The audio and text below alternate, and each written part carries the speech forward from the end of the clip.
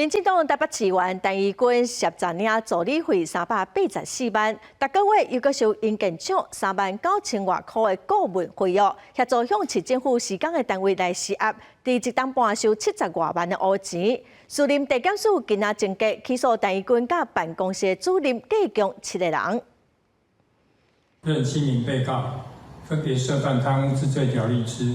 公务员利用职务上机会榨取财物。 不违背职务交付贿赂，不违背职务收受贿赂，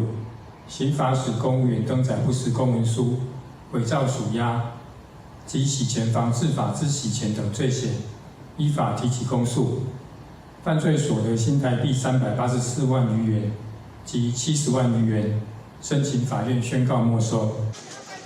检调查出陈义军对2019年开始，涉利用小弟前员工等4个亲友来做人头，诈领工会的助理费的补助，计共384万哦。检调伫今年2月发动搜查，陈义军本地是以100万交保，检方控告该裁定羁押禁见到担，下晡会阁来开庭，看敢要继续羁押。